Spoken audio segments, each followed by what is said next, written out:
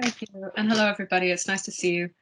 So Offstage London is a seminar-based module. It's worth 15 credits, and it's a module which is fundamentally concerned with urban life and the kinds of opportunities that urban life offers in particular, like social opportunities, employment opportunities, the kind of wealth of benefits that exist through living in a city, but also the risks that present themselves through the city. So things like poverty and discrimination and ghettoization and the problems of um, uh, uh, what's the word? It's escaping me. Problems. so, so some of the benefits. It's interested in the benefits and problems that are presented by living in the city, but then, of course, it's intersecting that with thinking about and through performance. So it thinks we look at the ways that performance has been used to understand urban life. So how it's been used by theoreticians and urban critics, specifically to think about how people behave in the city. Ideas of the flaneur, or ideas of the situationist international, which you might have heard of. So important ideas about understanding how people behave in cities.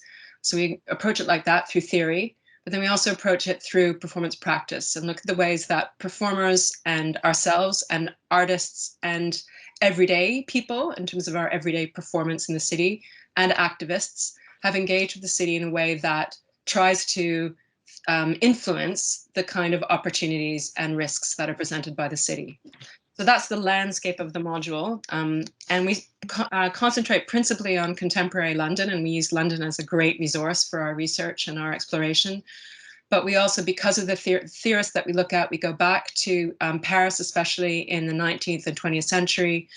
But we're also able to look at any city around the world if that's relevant to the questions that we're asking and the kinds of examples that we want to look at.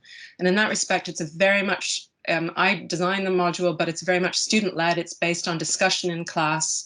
And there are many opportunities for students to choose the kinds of examples that you want to do further study on and to present that material and also write about and report on that material in ways that I'll talk about in a moment.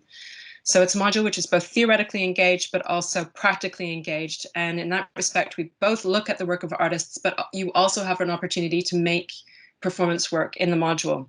And that's reflected in the assessment for the module. So there's two pieces of equally weighted assessment for the module. One is an essay, and the essay, you can devise the title yourself. In fact, you have to devise the title yourself. I guide everybody in devising that title, but as a third-year seminar, it's your title, so it's your research project. That's 50%. And the other 50% is something which I've prosaically called the atlas. Why? An atlas is something which gathers lots of things, but also they're usually maps. What I really want to capture in the idea of the atlas is that it is more than one thing. You submit two things, and they can be multimedia.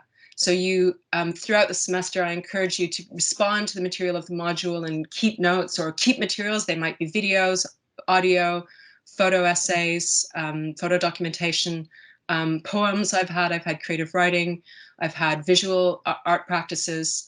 So to make stuff and responding in your own way that interests you to the material throughout the semester, and then at the end of the semester to choose two of those things that you've created, perhaps to enhance them. Certainly you're entitled to do that, and to submit those. So it's, I think one of the strengths of the module and one of the things the students really respond well to is the fact that you get to design your own engagement with the module in terms of your assessment, and that you have the opportunity, even though it's a seminar-based module, to make creative practice and to have really big leeway in terms of what you do. For example, I've had a student submit a scarf that was that she knitted around the city and that had little images of the city and where she worked on that scarf documented in the scarf, for example.